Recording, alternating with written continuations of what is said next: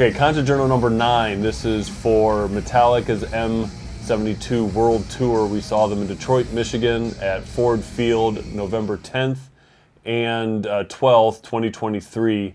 Night 1, we saw both nights. So night 1 was Metallica, Pantera, Mammoth, WVH.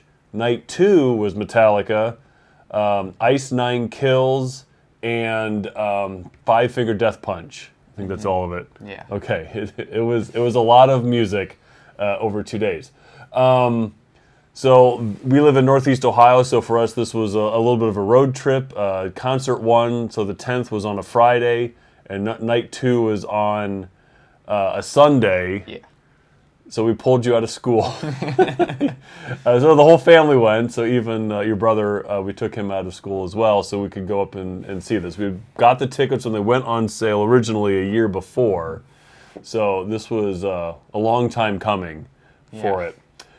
So Ford Field is the football facility for the Detroit Lions. Mm-hmm. And this is our first football stadium. No, actually we saw the concert stadium tour in Cleveland 2 years ago. But anyway, so night 1, well, let's actually back up the venue. So we had gotten an Airbnb in the north side of town, and so your mom was nice enough to be our Uber driver to and from this. And Metallica had a website, and you could go in and it told you where to do drop-offs or where to park. Oh, this will be great. And night 1 was kind of a nightmare. Yeah. Like their directions that kind of put everybody kind of into a dead end. Mm-hmm. Yeah, because we got to this like bridge, and we're like, I don't even know if we're going. We'll just hop out and just walk the rest of the way. Yeah, we just walked on night 1. And then night 2, we left a little earlier, and it was still kind of a weird drop-off spot, but whatever. We were able to get dropped off. And then both nights getting picked up was horrible. Mm-hmm. So they blocked off the original roads they used when everybody got dropped off. They forced everybody into these other streets, and so we had to like look for our ride on Google Maps and just walk to them. And a sea of people, 30, 40, 50,000 people dumped out into the Detroit streets. Plus, since it's like November, it's like 20 degrees or something out there. It was miserable. It was a cold night, so we had to do a lot of walking to do that. But anyway, so there were some hiccups with that. I appreciate the Metallica group trying to provide at least some guidance on how to get in and out of there, which we've never seen that before. Yeah. With that, so that part was nice. So night 1, the band. So the first band that played was Mammoth WVH, which is Wolfgang Van Halen's band, fronted by the son of Eddie Van Halen. Yep. They're touring for their new album. I think it's just Mammoth WVH 2, I think. Yeah. And I had listened to the album. You had not. You hadn't heard any of the stuff before. But yeah, they did a great show. The only thing was the sound was a little weird during it. Yeah. It didn't fill the space. I mean, I don't think it was a reflection of them as a band, but I just think like they felt a bit distant. Then there's this huge cavernous space, and it just didn't really fill it.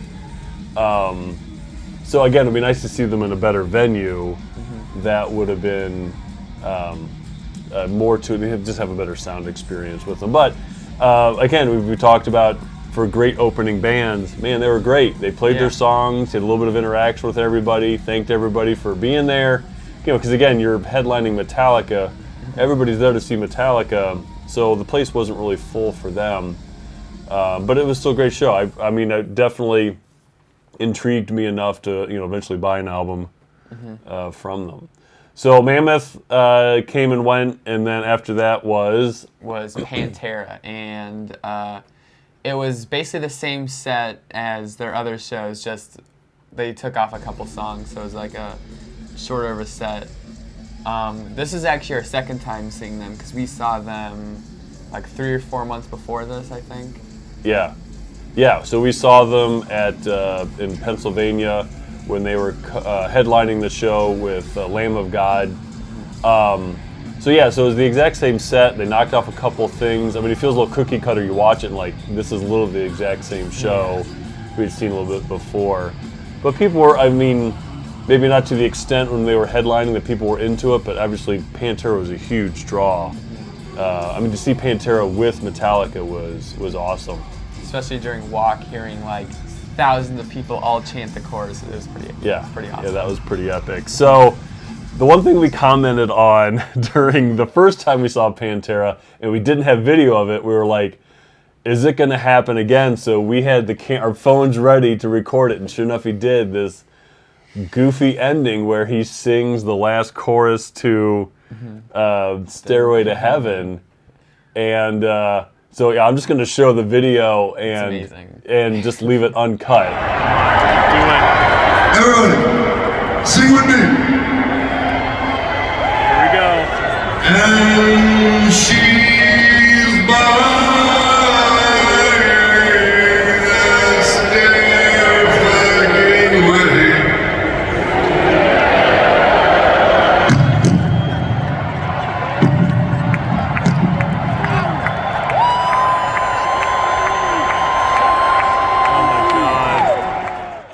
So that's just so weird. Since he did it for this show and the first show, that means he probably does it For every show. Yeah. So there you go. So I'm feeling if you see him or have seen him during this tour that you've seen the same thing. I think this one was good because he dropped the mic and walked away, and I think it was still connected to him, but he had to pick it up. But oh man, we were so ready, and to be honest, it was a bit of a treat to see it happen the second time. Because even after on this website T-shirt Slayer, where you can post like your concert shirts and stuff, someone posted a Pantera one, and I asked, "Hey, at the end of the show, did Phil sing Stairway to Heaven?" And he was like, "Yeah, he did." Oh. So he does it for every show, I guess. Oh my gosh. Well, there you go. So just stay tuned for that if you see Pantera. So the night 2 openers started with Ice Nine Kills. It's a horror-themed band, which I've heard them play on like Sirius XM. Wasn't a fan of them then, and I definitely didn't become a fan with watching that. So their show does not translate to a venue of this size. So again, I've never seen them, but part of their shtick is kind of doing this stage kind of show where people are walking around as zombies or whatever to kind of go along with the music that they're doing. And when you're nosebleed seats where we are, like I can't see one person walking around. Yeah. It was not very well received. Yeah, with that. Because they also because they mainly just like stayed in their sort of like area, like the singer sort of ran around a bit, but most of the members just stayed there. But also they all faced the pit. Or the snake pit in the middle. They didn't play to like the rest of the crowd. So all the stuff they're doing, they're pointing it to the middle. And I'm like, well, we're like 100 feet away from you guys. We can't see what you're doing when you're doing whatever, like all the way down there. Yeah.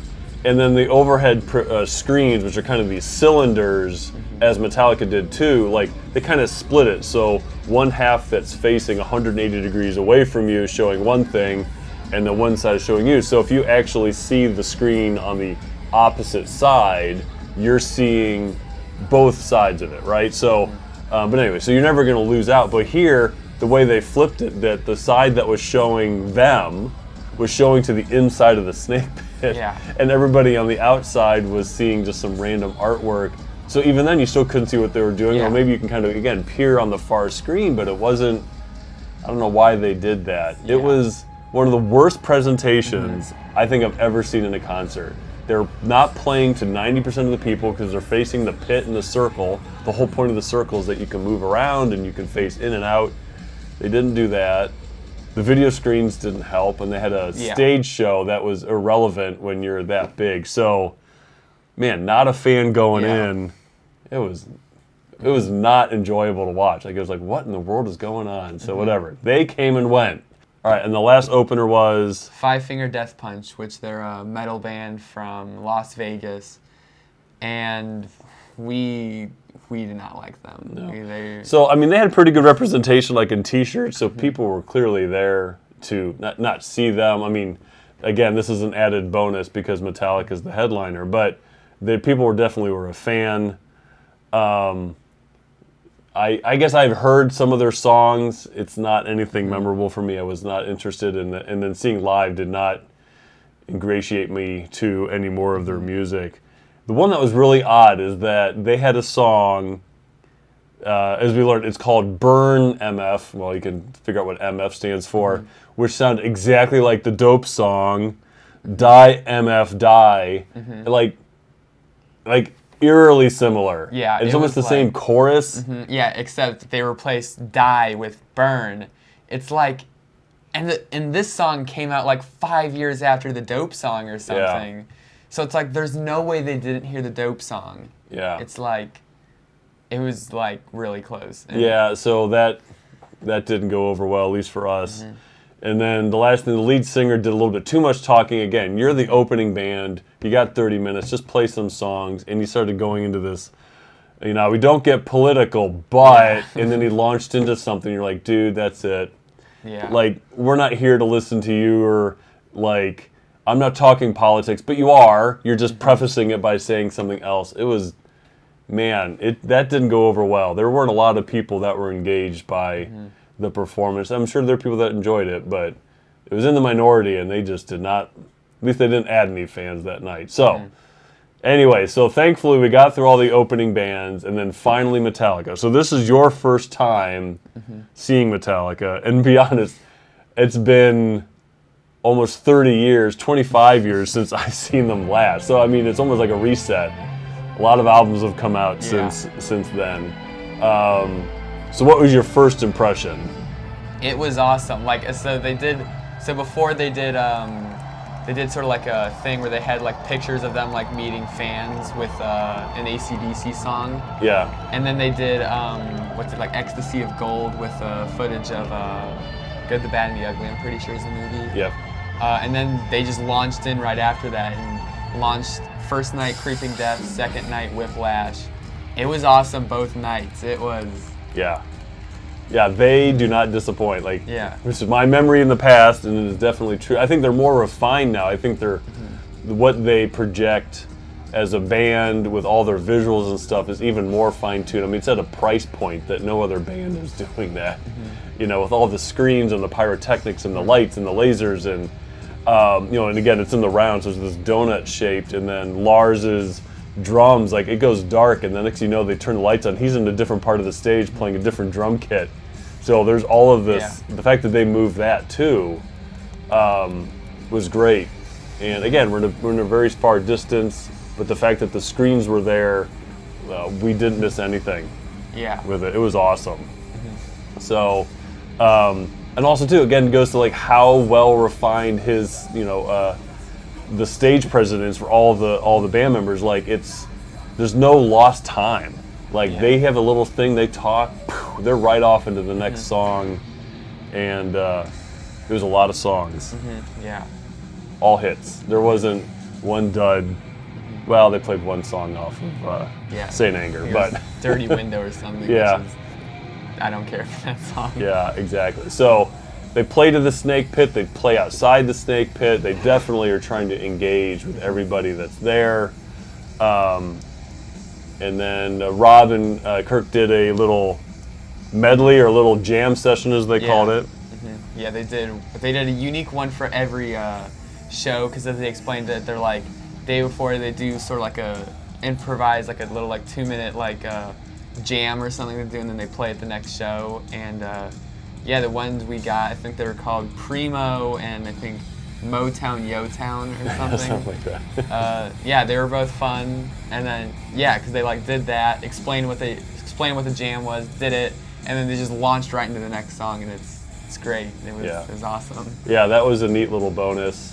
Gone are the days of like extended drum solos and guitar solos. You get a little jam session, and then they just keep playing the hits. So great mix of songs too. Old, good representation of the newest album on it, which was well received. So all in all, it was everything we could have hoped it would have been. Yeah. It was great.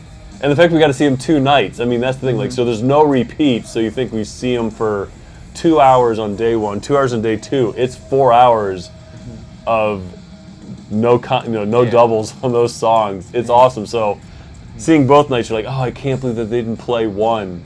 Yeah. And guess what they're going to play next time? You're like, you're guaranteed I know. catch all those. In total, they probably played maybe like 35 songs or something, I probably don't like know. that. It's a lot. It was a lot. And Yeah. So anyway, so that was awesome. All right, so ranking the bands. So starting with the opening bands, the very first one, Mammoth, WVH. Green, they were fun. I like their music. Hope to see them again. Yeah, definitely a Green. Won me over as a fan that I would definitely go out of my way to see them, hopefully as a headliner, so you get a little bit more of a show than just an opening set. Following them was Pantera. I give them a Green. I gave them a Green last time. They're fun to see, but it would be like not every time they come because they play basically the same set list every time. Yeah, Pantera's a Green. It's a great show. Like the songs that they have, I mean, they got some great hits. So they can easily fill an hour, hour and a half, and not really leave you winded. So that part was great. So it's solid Green. I agree. Like seeing them only 3 months apart with the same set list, a little bit like 6 months, 9 months would have been maybe better. Yeah. But we'll wait for the next time. Okay, and then Ice Nine Kills. Red. I don't like their music. They weren't. Maybe they'd be a little bit better in like a smaller venue where they're like playing to everyone, not in the stadium. But still, I'm not a fan of them. Yeah, it was a red. But I kind of knew that one going in. Like I said, having heard some of their songs, that it just wasn't my style of music, and the stage presentation was horrible at best. So that was a solid red. And then finally, Five Finger Death Punch. Again, red. I wasn't a fan going in. Knew I wasn't gonna like it, and I definitely did not change my mind. I'm not a fan. Yeah, red. Again, it's the exact same point, but I think like the final nail in that coffin was no, we don't get political, but, and I'm like, I would like to ask people, how many shows have you been to, you've seen them, and how many times have they started with that? We don't normally do this. I'm like, you just save that up for Detroit, so thanks. Apparently, no. So yeah, just a solid red on that one. And finally, the headliner of Metallica. What would you give them? Green. They were awesome both nights. Be awesome to see them again. It was amazing. Yeah. I mean, it's a solid Green. I mean, the biggest metal band on the planet. There's the reason why they're the biggest metal band on the planet. I mean, it's just not the catalog. It's the performance. And again, it'd been 25 years or whatever since I had last seen them. It was still a great show. They were great performers then. They're good at just putting out their material. A little bit of banter between it, getting everybody in the crowd involved, and it's awesome. I literally can't wait to see them again. Yeah. And hopefully next time they just come through something closer to us, come to Cleveland. So between day one and day two was a Saturday, which Metallica had a pop-up shop in downtown Detroit. So we drove downtown. We didn't get there right as it opened, but maybe, 2 hours after. I think so, yeah. Yeah. So we went down there. There was a line that kind of wrapped around the building a little bit, so that was like, oh boy, a little disappointing. Like, how long is this going to take? But we went and got in line, and it moved fast. Maybe we were in line for 5 minutes with that. And then while we were in line, there was a guy walking through, and he had like these little plastic tickets. Yeah, they were like almost like credit card sized. And he handed everybody one. Thankfully, I got an extra 2 because your brother and mom were there. So we got 2 more. And what would you win if you were successful? You would win, I think it was 2 tickets to the Snake Pit. Yeah. They sort of did the same thing at the show where you go, but instead of winning that, you'd win a skateboard, I think. A signed skateboard, right. Yeah. So this one, I can't remember, the colors are different. Like these ones were black maybe, or maybe they were yellow. So you won a Snake Pit pass for 2 people. So if you won, you could take another person. And then at the Metallica show, there was you got yellow ones. When you went to the merch stand, they would hand it to you. And on that one, you could scratch it off. Did you have to scan? I think it was a QR code. You would scan it, and it would tell you if you won. But when we went and did it the first time, I didn't know the guy was going to hand it to me. So I just see these pile of cards here, and I'm like, I guess I take them. So I took 2. And he's like, all right, here's 2 you get to win a skateboard. And I'm like, yes, we get 2. Yeah, exactly. And it didn't increase our chances, or maybe We still mathematically lost. it did. But yeah, we totally lost those. So, but anyway, it was a nice little treat, I guess, to get that and get a shot at winning Snake Pit tickets. There were some people in line that already like, oh, no, I'm already in the snake pit. I don't want to take them, which was actually nice of them, I guess, that they bypassed taking even the lottery to try to win additional tickets. Okay, so we made it into the store, and what did the store have? It had a ton of Metallica merch. They had a lot of shirts. They had a lot of exclusive stuff too. I think they had an exclusive poster, exclusive vinyl, which were sold out by the time we got there. Yep. But they had some stuff from the show and then some exclusive stuff. But they also had a beach ball from the show, which is this really big beach ball that during the show they dropped them. And it was like $125 or something. It was insane. What in the world are you doing with that? I know. It was ridiculous. Just go to the show and steal one. Yeah, so they had a selection of shirts that were like kind of based on albums that were exclusive. They had an exclusive shirt for the pop-up shop, the Detroit pop-up shop. And then a bunch of other little stuff that we kind of walk through. Again, it goes pretty quick. They're kind of ushering people through. But we asked out of curiosity. I knew what the answer would be, but the exclusive vinyl and poster, they're like, oh yeah, those are long gone. With that, probably within the first 5 minutes of the place opening. Yeah, so we hit that. That was day 2, and then we returned for day 3 after that. So the merch at the concert itself. So when we walked to the facility, there was a huge trailer outside that was selling a lot of merch, and then inside they had probably 1 or 2 large merch tables that sold merch from all the bands, or at least the bands playing that night. And then they had a couple little smaller ones at each of the levels, which were just Metallica specific things. So there was also an exclusive poster. So like each show had its own poster, and then they kind of used that imagery and they were projecting that on the screens. It was kind of part of some other stuff. They had an exclusive t-shirt that had that poster image on it. And the posters were gone instantly. We've learned that there was only like 600 per night. And then even before the first band played on day 1, people were already listing them on eBay. Like out of curiosity, I checked eBay, and there was probably a half dozen going for $300 or something. I'm like, the doors have been open for so little. Like, I don't know. That whole aspect was really disappointing. I mean, the fact that they had done like the little tickets to try to win snake pit passes or a signed skateboard, they should have had done something like that. Like with every ticket entry, you can go scan your ticket and see if you won or something. But I don't know. I mean, it's like scalper's paradise. Those things. It's like, why would you do that? I mean, I know because they're going to make $200, $250 on the deal. So that was disappointing. And then they had an exclusive T-shirt, so we were able to get one of those. The first night, actually, only I got one, and that was it. And the second night there weren't any. So we'll show the first night one again. It has the imagery from the first night, and the second night was different because it has the 2 skeletons. So if you had both, they would face each other, just like the original posters kind of merged together. But anyway, I'm happy we got one. It's a neat little memento with it. It's not the end of the world if we didn't, I guess.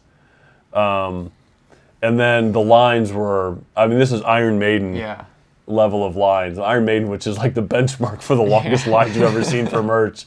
Metallica is a very, very close second with it. I mean, as soon as the band ends, you go out and get in line, and you'll be lucky if you're done, even with the smaller pop-up stores or the little stands before you can get back in. All right, so what did we end up getting in merch? So for the concert, I got an M72 World Tour shirt. And then at the pop-up shop, I got a Metallica shirt with the pop-up shop poster. Yeah, which I think was kind of the same for all of them. They just changed the city name that was on it. Yeah, I think they changed the color too. Maybe, Yeah. but, and then I also got a patch set and a pin. And then I was able to get the Night 1 exclusive T-shirt.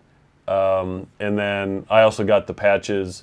Night 2, I was interested in trying to get the mirrored, exclusive T-shirt, but by the time we got up front, and again, we started out heading straight there, they only had, I think, smalls and triple XLs. So everything in the middle was sold out. It was a little disappointing. Again, it would have been nice, like some of the other shows we've seen where you can, you scan a QR code, buy something there, and then they'll mail it to you later. Like, if that's what you have to do to get the exclusive, that would have been awesome. You know, this way I'm not chasing and trying to run to get in and get something. Like, I'm interested in the purchase. I'm just not interested in, like, I don't know, fighting for an exclusive on it. But we need to have something that was kind of unique to that. So, I don't know. It's well outside of our control. We just had to play the game. But anyway, so ended up getting the shirt and the patches. And one last piece, I guess we can call it a piece of merch from the show, was what? It was a live album of each night. So they've done it for every show of the World Tour, I think, where you just get the full recording of every song. It's because they even keep the parts in between when they talk. They don't cut. Yeah, the banter. Out. So, but this wasn't sold at the show. It was actually sold online. I think they were even advertising it there, saying this will become available soon. I think maybe a month or so later, it went up for sale, and then it was kind of like a pre-order, and then they shipped a month later. But we ended up getting it, and it's literally one of the best mementos of a concert is to have the concert you were at, like the songs, like the banter between it, everything. That is awesome. I wish more bands could do that, because I would love to buy recordings of shows that I was at with it. So we have both nights. One little difference is compared to the original M70 or M72 album is that it looks like the state flag is behind it, and like you can slide it out, but it's just printed on there. There's actually, it's a relatively basic packaging on it. I was expecting a little bit more robust, if you will, when I looked at it sale online, but it doesn't matter. I was buying it for the music, not for the packaging. So that was awesome. I definitely will get that for future shows with those being sold. Okay, so the first for this concert. So for me, this is the first time I've seen all the bands except Pantera. Yep. Yeah, so first time for Metallica, to be honest, that's huge. I mean, that's like you're seeing the biggest band on the planet. You're seeing the human version of Death Clock. Yeah, basically. So that's awesome. Yeah, so for me, it was the first. I mean, I'd seen Pantera and Metallica before, but all the rest of them were new. This venue is new, so again, it was an indoor stadium. Was this our first concert in Detroit? Or, I mean, in Michigan? I think so. Yeah, so there you go. So first time in Michigan. Our first two-night show. We've done both. We're going to end up seeing Metallica again, but we're only doing one night for that one. And then we did a pop-up shop, which, granted, is an odd first because I don't think any other bands do it because they're only going to be able to do it for this. But, yeah, so we ended up doing a pop-up shop. Okay, then overall reviews. So the venue, which was Ford Field. Green. Stadium shows are always fun. Yeah, it's a green. I think it worked well because of the production that the Metallica concert puts out. As we saw, like some bands didn't do as well in that venue. Mammoth sound could be a little bit more robust, and then Ice Nine Kills' performance just got lost in such a big space. But overall, it was fine. Parking, all that stuff was going to be horrible in a downtown venue, but we got through that. The merch? Green. All the merch is great. All the merch at the concert and the pop-up shop are all great. Yeah, it's a green. I would almost say yellow because I just wish the exclusives were handled a little bit better. Maybe the posters or whatever I said. If I could scan a QR code, pay for it there, and then they just ship it to me, so that kind of limits the exclusivity of them, that'd be one thing. But I'm happy with what we got. I mean, there's always plenty of stuff there. I guess like other bands, there are not, or smaller shows, there's not everything at everybody's price point. There is no cheap buy-in here. Maybe the patches were, but everything else, I mean, it's $40-$50 a pop. So I guess that's kind of the nature of the beast. And then the overall concert. Green, it was great. Both nights were great. Pop-up shop is great. Yeah. It was awesome.